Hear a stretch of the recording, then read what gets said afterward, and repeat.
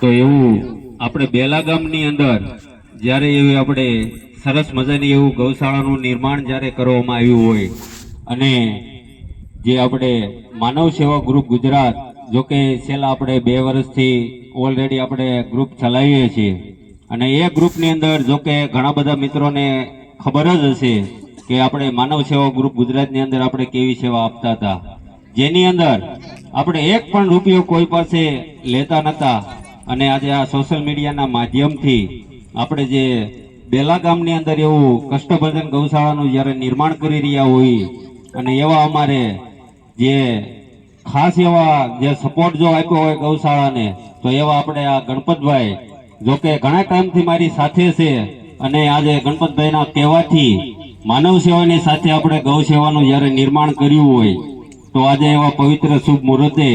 આજે સૌ ગામજનોએ તેમજ આપણે યુવા મિત્રોએ જે સપોર્ટ આપ્યો છે જો કે કાલને આજે પૂનમ હોવાથી ઘણા બધા મિત્રો આપણે ચોટીલા પણ ગયા છે પણ બેલા ગામના તમામ યુવા મિત્રોએ એવો સપોર્ટ આપ્યો છે કે પ્રકાશભાઈ તમ તારે કોઈ વાંધો નહીં, ગૌશાળાનું જો શુભ મુહૂર્ત અમારા ગામના આંગણે થતું હોય તો જ્યાં જરૂર પડે ત્યાં અમે ઊભા છીએ. દેવો રમેશભાઈ આ બાજુ આજે આપણે માનવ સેવા ગ્રુપ ગુજરાત જે ભાઈ 2 વર્ષથી ચલાવી છીએ અને આજ મારો જમણો હાથ રમેશભાઈ કહેવાય અને અત્યારે બીજો જમણો હાથ અમારે ગણપતભાઈ કહેવાય આપણે રમેશભાઈ જો કે ઘણા બધા મિત્રો કદાચ ઓળખતા હોય.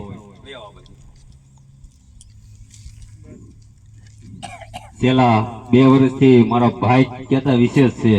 જે 2 વર્ષથી મારી ઓફિસનું બધું એ કામકાજ સંભાળે છે. મારું તો કોઈ નક્કી ન હોય હું ક્યાં હોઉં ક્યાં ન હોઉં પણ અડધી રાતનો હોકારો કે ને એવા આપણે રમેશભાઈ પણ અહીંયા ઉપસ્થિત છે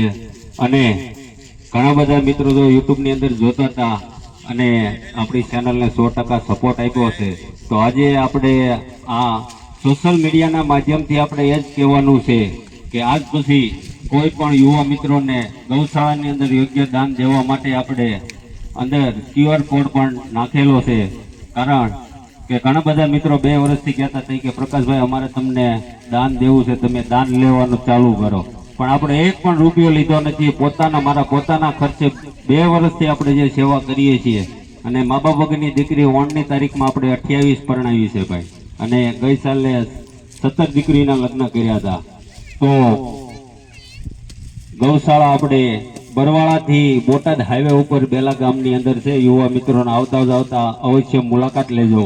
અને વધારે ટાઈમ ન લેતા બેલા ગામના તમામ યુવા મિત્રો જે ચોટીલાની અંદર અત્યારે જે પણ મિત્રો છે